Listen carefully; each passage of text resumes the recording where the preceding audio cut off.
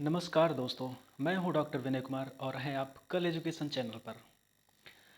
आज हम क्योंकि हमारे कई सारे दोस्तों ने ऐसे हम लोगों से बात करते हुए उन लोगों ने बताया था कि उन्हें ओपन एक्सेस सब्सक्रिप्शन और हाइब्रिड मॉडल में समझ में नहीं आता कि कैसे क्या होता है, मतलब कौन से प्रोसेस में क्या चीज़ें होती हैं और कहाँ पे क्या क्या कैसे होता है। और बहुत कंफ्यूज थे वो लोग। तो बेसिकली इस कॉन्फ्लिक्ट को, इस जो कन्फ्यूज़न को दूर करने के लिए ही मैं वीडियो ये बना रहा हूँ, और ये उन दोस्तों के लिए खास करके जो अभी यंग रिसर्चर हैं, जो कि अभी रिसर्च के फील्ड में आ रहे हैं, तो फिलहाल उनके पास में ये प्रॉब्लम ज़्यादा होती है, उनको ज़्यादा फेस करना पड़ता है। ठीक है, तो उनको कन्फ्यूजन बहुत ज़्यादा होती है, उनको समझ में नहीं आता है कि ओपन एक्सेस क्या होता है, सब्सक्रिप्शन क्या होता है, हाइब्रिड मॉडल क्या होता है। तो यहाँ पे आज हम इस वीडियो को बना रहे हैं इसीलिए कि हम इस कन्फ्यूज़न को क्लियर कर सकें। ठीक है, तो दोस्तों होता क्या है ना कि ओपन एक्सेस और सब्सक्रिप्शन ये दो एक मॉडल हैं, मतलब ये टाइप्स हैं। ठीक है, सब ओपन एक्सेस और सब्सक्रिप्शन जो होते हैं ये टाइप्स हैं पब्लिकेशन के। ठीक है, जैसे आप जब भी कोई आप रिसर्च पेपर लिखते हैं और रिसर्च पेपर लिखने के बाद उसको पब्लिश करते हैं तो किसी जर्नल में डालेंगे, तो जर्नल उसको दो ही मोड में पब्लिश कराता है, या तो उसको सब्सक्रिप्शन मोड में पब्लिश करेगा, या तो फिर ओपन एक्सेस में पब्लिश करेगा। ठीक है, तो ओपन और सब्सक्रिप्शन मोड को कन्वेंशनल मेथड भी बोलते हैं, जबकि ओपन एक्सेस जो है ये रिसेंट मेथड है, क्योंकि अभी हाल ही में क्या मतलब काफ़ी टाइम से चल रहा है, लेकिन फिर भी अगर सब्सक्रिप्शन मॉडल की बात की जाए तो उसके कंपैरिजन में ये न्यूअर मॉडल है। ठीक है, तो इसलिए ये दो मेथड यूज किए जाते हैं। अब यहाँ पे देखिए क्या होता है सब ओपन एक्सेस में। तो ओपन एक्सेस में होता क्या है कि जब कोई आप रिसर्च पेपर लिखते हैं, तो रिसर्च पेपर जब लिखते हैं और उसको जर्नल को सबमिट करते हैं, तो after review and revision paper will be accepted, and when the paper has been accepted by the publisher, then आपसे पूछा जाता है कि आप पेपर किस मोड में पब्लिश करना चाहते हैं। वहाँ पे आप ओपन एक्सेस में पब्लिश करना चाहते हैं, सब्सक्रिप्शन मॉडल में। ठीक है, अगर आप ओपन एक्सेस में पब्लिश करना चाहते हैं तो वहाँ पे ओपन एक्सेस में करने को दे दिया जाएगा, और सब्सक्रिप्शन में आप पब्लिश करना चाहते हो तो सब्सक्रिप्शन मोड में पब्लिश करने का ऑप्शन मिल जाएगा आपको। ठीक है, लेकिन होता क्या है ओपन एक्सेस में, ओपन एक्सेस में क्या होगा कि आप जब पब्लिश करेंगे तो वहाँ पे आर्टिकल प्रोसेसिंग चार्जेस लिए जाते हैं। ठीक है, अब आर्टिकल प्रोसेसिंग चार्जेस होते क्या हैं, अब ये समझ लीजिए कि जो आप आर्टिकल यहाँ से आप लिख करके ड्राफ्ट बना करके आप भेज दिए हैं, तो उसको फिर से वो अपने तरीके से, क्योंकि जर्नल की फॉर्मेटिंग होती है और उस फॉर्मेटिंग में उसको लिया जाता है, उस फॉर्मेटिंग में टाइप सेटिंग के बाद जो सब पूरा प्रोसेस किया जाता है, पूरी प्रोसेस करने के बाद उसको पब्लिश किया जाता है। ठीक है, तो उसके चार्जेस पे किए जाते हैं। तो ओपन एक्सेस में क्या क्या चीज़ें होती हैं ये चीज़ समझ लो।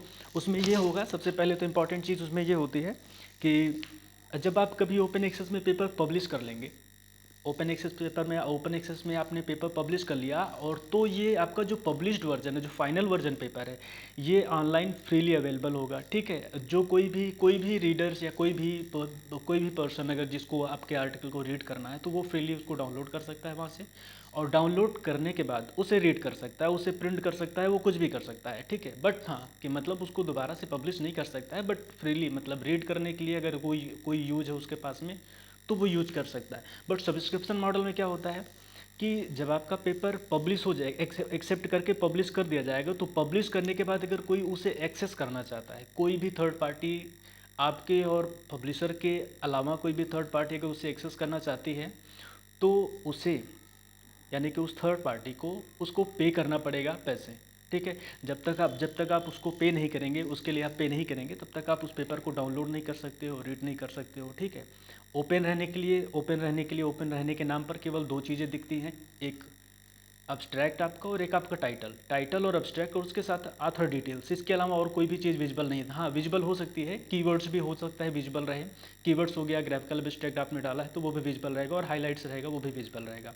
ठीक है, लाइक मतलब वो ओपनली एक्सेस कर किया जा सकता है, कोई भी एक्सेस करता है। लेकिन जो मेन कंटेंट होता है, मेन डॉक्यूमेंट्स होता है आपका, जैसे इंट्रोडक्शन हो गया, मेथड मटेरियल हो गया, रिजल्ट डिस्कशन हो गया, फिर कंक्लूजन हो गया, तो ये जो पूरा पार्ट होता है ये आप कोई भी थर्ड पार्टी उसे एक्सेस नहीं कर सकती है। तो ये बेसिकली ये दो हैं। ठीक है, तो अगर आपको कन्फ्यूजन है तो अभी भी फिर से मैं बता दे रहा हूँ कि जैसे ओपन एक्सेस क्या है, आपको इसमें पे करना पड़ेगा, और अगर जो सब्सक्रिप्शन मॉडल होता है उसमें क्या होता है, आपको पे नहीं करना पड़ेगा, विदाउट पेमेंट ही आपका पेपर पब्लिश हो जाएगा, लेकिन जो रीड करेगा उसको उसको इसको पे करना पड़ेगा। लेकिन अब ओपन एक्सेस में फ़ायदा क्या होता है ऑथर्स को, अब आथर्स को फ़ायदा यही होता है उसमें कि जैसे आपका पेपर ज़्यादा से ज़्यादा लोग, क्योंकि आप ओपन एक्सेस है, फ्रीली अवेलेबल है, जब कोई भी चीज़, जैसे हम लोग भी होता है कोई भी चीज़ फ्री में मिल जाती है तो क्या करते हैं हम लोग, कोशिश करते हैं कि वो हम अचीव कर लें। ठीक है, फ्री में मिल रही तो ठीक है, चलो दौड़ के ले लेते हैं हम। तो वैसे ही क्या होता है, जब फ्रीली एक्सेस अगर इसका अवेलेबल होगा तो कोई भी उस पेपर को डाउनलोड करेगा, डाउनलोड करके रीड करेगा, रीड करने के बाद फिर क्या करेगा, वो अपना कुछ कंटेंट डिज़ाइन करेगा, आपके पेपर को रीड किया तो आपका रेफरेंस देगा, तो आपके साइटेशंस इंप्रूव होंगे। ठीक है, साइटेशंस इंप्रूव होंगे, आपके काम का इस्तेमाल किया जाएगा, जो भी प्रैक्टिशनर्स हैं वो आपके काम को इस्तेमाल कर सकते हैं। ठीक है, आपके काम का यूज करेंगे, लाइक आपने जो काम किया है तो जिस चीज़ के लिए आपने किया है कम से कम उस चीज़ में इस्तेमाल हो रहा है। तो बेसिकली इसका मोटो यही होता है। ठीक है, जबकि सब्सक्रिप्शन में ऐसा नहीं होता है। सब्सक्रिप्शन में अगर कोई भी थर्ड पार्टी है तो उसे आप पे करना पड़ेगा, तो वो ये नहीं कर सकती है।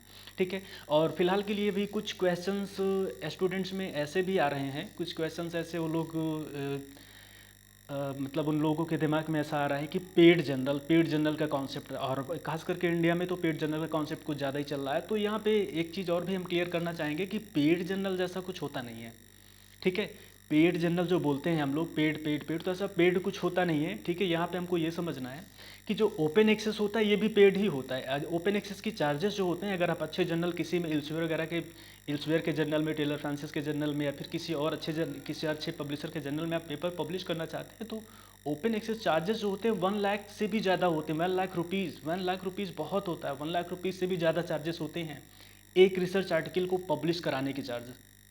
और ये किसको पे करना होता है, जो भी ऑथर रिस्पॉन्सिबल है इसके लिए, जो ऑथर भेज रहा है, करस्पॉन्डिंग ऑथर हो या फिर चाहे तो सभी लोग पेमेंट कर रहे हो, चाहे तो एक दो लोग पेमेंट कर रहे हो, तो उनके थ्रू पे किया जाता है।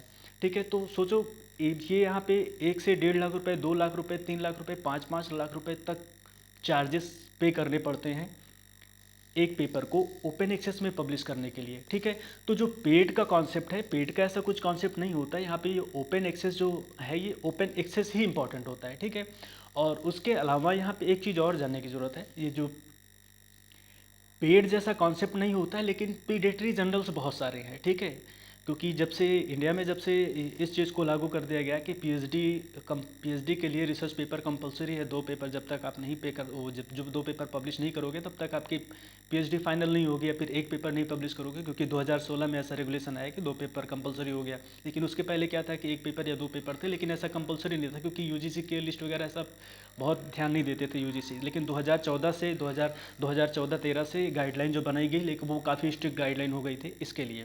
ठीक है, तो 2014 में यूजीसी के लिस्ट को अपडेट किया गया, उसके बाद 2016 में अपडेट किया गया। उसके बाद 2016 में जो अपडेट किया गया तो वहाँ पे बहुत सारा अपडेशन हुआ है। तो प्रीडेटरी जर्नल्स में होता क्या है कि कुछ जर्नल ऐसे होते हैं जिनका कोई भी रजिस्ट्रेशन वगैरह नहीं होता कहीं से।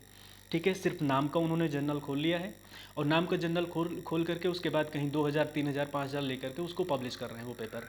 ठीक है, अब वहाँ पे पेपर वो पब्लिश कर ले रहे हैं, लेकिन ना उनके पास कोई डीओआई है, ना कोई उसकी अवेलेबिलिटी है, डेटा की अवेलेबिलिटी है, ना कहीं से उसका इंडेक्सिंग एब्स्ट्रैक्टिंग होती है। जब इंडेक्सिंग एब्स्ट्रैक्टिंग नहीं हो पाएगी तो फिर क्या होगा, पेपर का कोई मतलब नहीं है।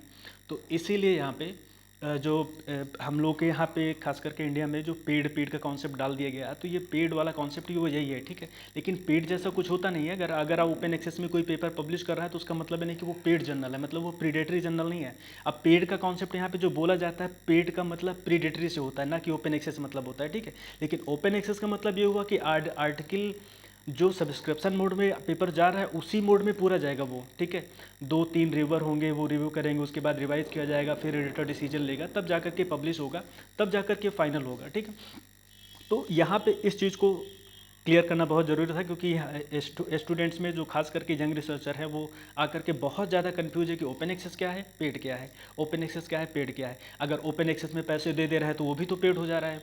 तो फिर वहाँ पे उनको ये समझ में आ रहा है कि ये ओपन एक्सेस में पब्लिश कर लिया, जर्नल कितना भी अच्छा हो, लेकिन इसका मतलब ये कि कुछ गड़बड़ है वहाँ पर।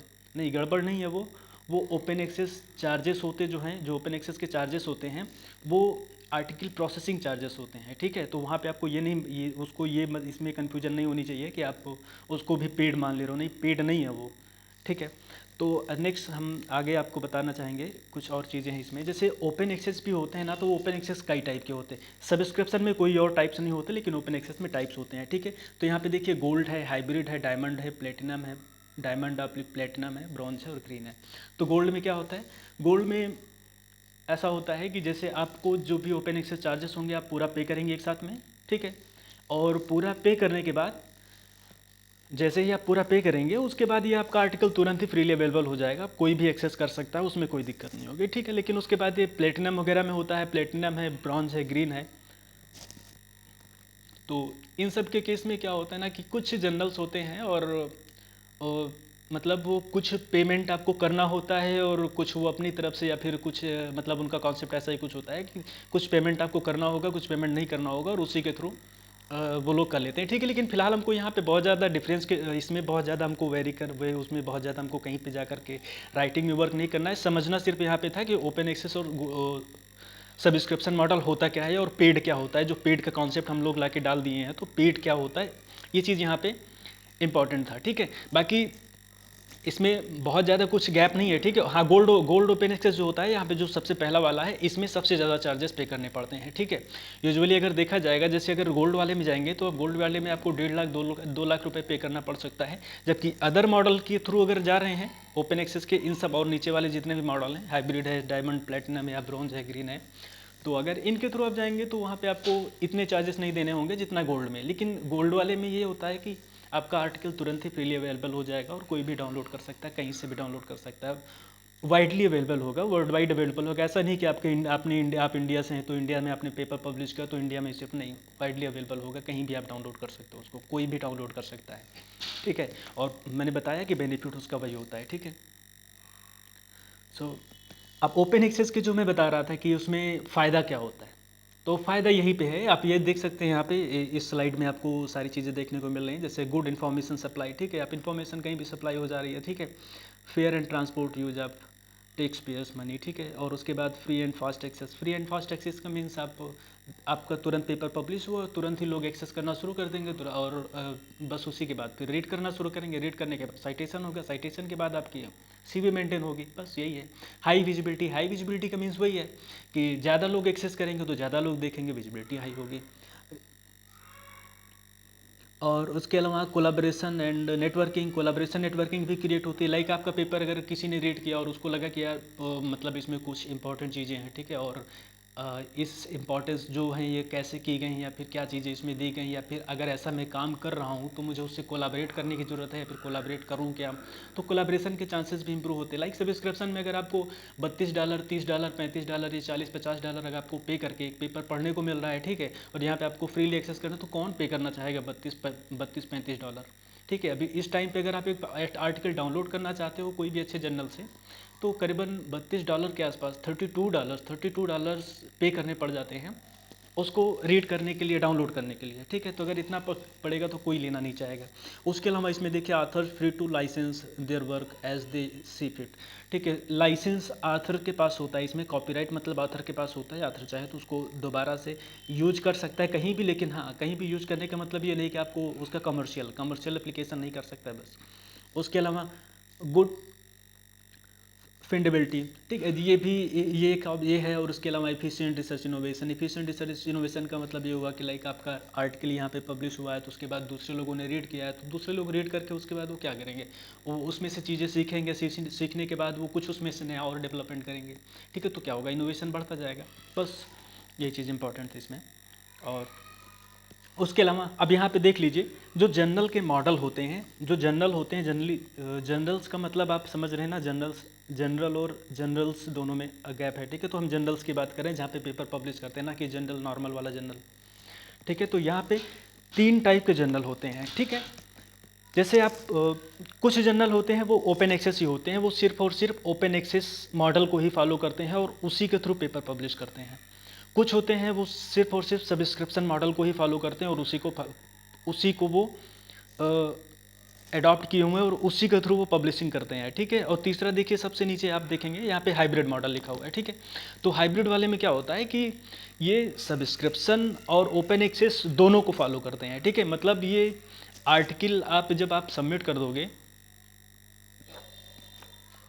आर्टिकल जैसे ही आप मतलब सबमिट करोगे, सबमिट करने के बाद जब आपका आर्टिकल इस प्रोसेस के थ्रू, पीर रिव्यू के प्रोसेस के थ्रू हो करके पीर रिव्यू से आगे जाएगा, उसके बाद एडिटर एक्सेप्ट कर लेगा, तब जब पब्लिशर के पास फिर से भेज दिया जाएगा आर्टिकल, जर्नल के बाद पब्लिशर के पास आर्टिकल चला जाता है। तो आर्टिकल जब पब्लिशर के पास चला जाएगा तो पब्लिशर आपसे पूछेगा फिर कि आप ओपन एक्सेस में जब आपसे कॉपीराइट का फॉर्म फिल करवाएगा तो उस टाइम पे पूछेगा आपसे कि आप इसको ओपन एक्सेस में पब्लिश करना चाहते हैं या फिर सब्सक्रिप्शन में। तो ये किस केस में होगा, ये सिर्फ हाइब्रिड जर्नल में होता है, ठीक है। हाइब्रिड जर्नल में ही सिर्फ ये होगा, ठीक है। आप याद रखिएगा कि हाइब्रिड जर्नल में ऐसा आपसे मांगा जाएगा। लेकिन अगर वो ऑलरेडी पहले वो मतलब उसमें पहले से ही आप जर्नल के होम पेज पे जाएंगे और वहाँ पे देखेंगे तो वहाँ अगर पहले से ही दिखा है कि ये सब्सक्रिप्शन मॉडल को फॉलो करता है, सब्सक्रिप्शन बेस्ड जर्नल है, तो फिर वो सब्सक्रिप्शन को ही लाइक वो आपसे चार्जेस नहीं लेगा। अगर आप ओपन एक्सेस में पब्लिश करना चाहते हैं तो वो नहीं होगा, ठीक है। और वो ओपन एक्सेस वाला है तो वहाँ पे आप अगर सोचते हैं कि वो सब्सक्रिप्शन में आप पब्लिश करा लें, नहीं, ठीक है। अगर वो जर्नल पहले से वहाँ पे लिखा हुआ है, आप उसके होम पेज पे देखेंगे तो वहाँ पे लिखा रहेगा कि ओपन एक्सेस जर्नल, ठीक है, या फिर हाइब्रिड जर्नल या फिर सब्सक्रिप्शन जर्नल है, ठीक है। अगर वहाँ पे लिखा हुआ, अगर आप उसको आप चूज कर ले रहे हैं और उसके बाद फिर आप सोचते हैं कि अब ओपन एक्सेस वाला है और उसको हम सब्सक्रिप्शन में डाल देते हैं, तो फिर ऐसा पॉसिबल नहीं होगा। सब्सक्रिप्शन में आपका आर्टिकल नहीं पब्लिश होगा क्योंकि आपको ओपन एक्सेस के चार्जेस पे करने ही पड़ेंगे। अदरवाइज आपको फिर अपना आर्टिकल वहाँ से विड्रा करना पड़ेगा और आप विड्रा करके आप दूसरे जर्नल में फिर आप डाल सकते हो। लेकिन मोस्ट ऑफ द केसेस में क्या होता है, ज़्यादातर जर्नल्स जो हैं, हाँ, ज़्यादातर जर्नल्स ऐसे हैं जो कि हाइब्रिड मॉडल को ही फॉलो करते हैं। हाइब्रिड मॉडल को क्यों फॉलो करते हैं, क्योंकि यहाँ पे ऑथर्स के पास भी चॉइस होती है कि वो जिस जिस उसमें जाना चाहे उसमें जा सकता है। लेकिन बहुत सारे ऐसे पब्लिशर हैं, जैसे फ्रंटायर है, आपने फ्रंटायर के आर्टिकल्स देखे होंगे, या फिर MDPI है, MPDI है। MPDI आप देखेंगे तो उसमें भी आपको देखने को मिलेगा कि ये दो के दोनों ही प्योर ओपन एक्सेस जर्नल है, ठीक है। आपको इन जर्नल्स में आर्टिकल आप पब्लिश करना चाहते हैं, इन पब्लिशर के जर्नल्स में आप आर्टिकल पब्लिश करना चाहते हैं तो आपको ओपन एक्सेस चार्जेस पे करने ही पड़ेंगे, 100% श्योर है। हाँ, कभी कभी ऐसा होता है, लाइक कोई जर्नल अभी नया नया ओपन हुआ हो तो क्योंकि उनको पब्लिसिटी करनी रहती है तो हो सकता है उस टाइम पे वो उसको ओपन एक्सेस के चार्जेस ना लें। लेकिन जैसे ही वो थोड़ा सा हाईलाइट होता है जर्नल, उसके बाद फिर ओपन एक्सेस चार्जेस लगाना शुरू कर देते हैं, ठीक है। अब उसके बाद फिर यहाँ पे देख लो आगे, फर्स्ट वाले में देखो, publish in on open access journal, ठीक है। तो यहाँ पे क्या हुआ, नेक्स्ट स्टेप में क्या होगा, pay article processing charges, APC charges are applied, ठीक है। इफ़ रिक्वायर्ड यहाँ पे लिखा हुआ है तो इफ़ रिक्वायर्ड, लेकिन ओपन एक्सेस अगर गोल्ड ओपन एक्सेस या फिर ओपन एक्सेस रूट है उसका, तो फिर आपको चार्जेस पे करने ही पड़ेंगे। वही मैंने बताया ना कि इनिशियली कभी कभी क्या होता है, जब नया जर्नल कोई स्टार्ट किया जाता है तो उस टाइम पे उसके केस में क्या होता है कि वहाँ पे वो लोग चार्जेस अप्लाई नहीं करते हैं, ठीक है। क्योंकि नया जर्नल होता है, उनको उसकी पब्लिसिटी बढ़ानी रहती है, तो वो कोशिश करते हैं कि ओपन एक्सेस चार्जेस ना लिए जाएं और ओपन एक्सेस चार्जेस ना लेकर के ज़्यादा से ज़्यादा आर्टिकल पब्लिश किया जाए। तो ज़्यादा से ज़्यादा आर्टिकल पब्लिश करते हैं तो वहाँ पे उस टाइम पे उसमें ओपन एक्सेस चार्जेस नहीं लेते हैं, APC, ठीक है। तो वहाँ पे ओपन एक्सेस चार्जेस नहीं लेते हैं, तो फिर वहाँ पे ऐसे केस में क्या होता है कि इफ वही इसीलिए वहाँ पे लिखा हुआ इफ़ रिक्वायर्ड। और उसके बाद फिर नेक्स्ट स्टेप में देखेंगे आप कि immediate open access via publisher, ठीक है। पब्लिशर आपका इमीडिएटली ओपन एक्सेस में आपको आपके आर्टिकल को डाल देगा, ठीक है। और नेक्स्ट सेकंड नंबर देखिए, उसमें है publish in subscription based journal. तो अब इसमें क्या होता है, सर्च फॉर OA रिपोजिटरी। अब यहाँ पे क्या होता है, सिंपल सा है, जैसे मैंने अभी पहले आपको बताया कि उसमें सिर्फ और सिर्फ कुछ नहीं, आपको चार्जेस वगैरह नहीं पे करने हैं। आपके आर्टिकल आपको अपने जर्नल में सबमिट किया, जर्नल में सबमिट करने के बाद उसकी प्रोसेसिंग हुई, प्रोसेसिंग करने के बाद वो ले लेगा और उसके बाद फिर जब कोई रीडर या फिर कोई भी थर्ड पार्टी उसको रीड करना चाहती है, पढ़ना चाहती है, तो उसको पे करने पड़ेंगे। हाँ, अब ये ऐसा होता है कि इसके ऑथर्स के जो पब्लिशर होते हैं, पब्लिशर्स के अपने अपने गाइडलाइन होते हैं, सेट ऑफ गाइडलाइंस होते हैं। तो उनके अकॉर्डिंग ये लोग 2 साल 3 साल 5 साल 10 साल बाद कब, मतलब जो भी उनका अपना गाइडलाइन है, जो भी उन लोगों ने अपना नियम बना के रखा हुआ है, तो उस गाइडलाइन के अकॉर्डिंग वो ओपन एक्सेस बाद में कर देते हैं। लेकिन ज़रूरी भी नहीं कि ओपन एक्सेस कर ही देंगे, बट ऐसा होता है, ऐसा माना जाता है कि वो लोग ओपन एक्सेस कर देते हैं। फिर ऐसा कई बार होता है कि 2 साल, क्योंकि मोस्ट ऑफ द टाइम ऐसा क्या होता है ना कि रिसेंटली आपने कोई काम किया, ठीक है, और वो पेपर पब्लिश हुआ है, तो उसकी डिमांड ज़्यादा होती है, ठीक है। जैसे आप फ़ोन के केस में देखते हैं, ठीक है, अभी जब भी कोई नया फ़ोन लॉन्च होता है, तो नया फ़ोन लॉन्च होगा तो उस केस में क्या होता है कि उसके चार्जेस जो होते हैं, उसके रेट जो होते हैं वो बहुत ज़्यादा होते हैं, लाइक 15,000 20,000 हो गया, 20,000 का, ठीक है। लेकिन 2 साल बाद अगर उसी फ़ोन को आप लेना चाहते हो तो वो 16,000 या 15,000 में मिल जाता है। क्यों? क्योंकि जब नया आता है तो उसकी डिमांड ज़्यादा होती है, ठीक है। जैसे पुराना हो जाता है उसकी डिमांड कम हो जाती है, इसलिए ऐसे जर्नल भी ऐसे मॉडल को अप्लाई करते हैं, ठीक है। तो 2 साल 3 साल 5 साल बाद जो है वो ओपन एक्सेस में कर देते हैं। और हाइब्रिड में क्या होता है, हाइब्रिड में मैंने बताया आपको कि इन दोनों का मॉडल होता है, आपको और ऑथर्स के पास चॉइस होती है कि वो किस मॉडल में आप जाना चाहते हो। ठीक है। अब यहाँ पे ये देखिए, यहाँ पे कुछ जर्नल्स हैं, जैसे नेचर है, स्प्रिंगर लिंक है। ये नेचर क्या है, ये सारे पब्लिशर हैं, जर्नल नहीं है, सारे के सारे पब्लिशर हैं। इल्सवेयर है, एमराल्ड है, तो ये सारे पब्लिशर है। फ्रंटायर है, हिंडवई है और विले है। तो इसमें जैसे इल्सवेयर है, तो इल्सवेयर के काफ़ी सारे जर्नल दोनों ही मोड में चलते हैं, कुछ है ओपन एक्सेस में है, लेकिन ज़्यादातर इस इल्सवेयर के जर्नल जो है वो ओपन एक्सेस में नहीं है। ज़्यादातर जर्नल जो है इसके हाइब्रिड मोड को फॉलो करते हैं। ठीक है। स्प्रिंगर के भी जर्नल ऐसा ही हैं, कई सारे जर्नल इसके, बहुत कई सारे क्या, ज़्यादातर जर्नल इसके भी हैं जो कि हाइब्रिड मोड को फॉलो करते हैं। नेचर के केस में ओपन एक्सेस चलता है, फ्रंटायर के केस में भी ओपन एक्सेस चलता है। नेचर में कुछ ऐसे हैं, नेचर के कुछ एक दो जर्नल हैं जो कि हाइब्रिड को फॉलो करते हैं, अदरवाइज ओपन एक्सेस हैं इसके। विले के भी हैं ओपन एक्सेस और हाइब्रिड मोड में है, और हिंदवाई के भी वैसे ही है। ठीक है। लेकिन फ्रंटायर का 100% इसके जितने भी जर्नल हैं सारे के सारे ओपन एक्सेस मोड में ही पब्लिश कराते हैं, उसके अलावा नहीं कराते हैं। ठीक है। तो ये रहा दोस्तों, आपकी जानकारी के लिए मैंने सब कुछ बता दिया है आपको, और बहुत बहुत धन्यवाद आप वीडियो सुनने के लिए। और फाइनली आपसे रिक्वेस्ट है, like comment and share and subscribe please. Thank you so much.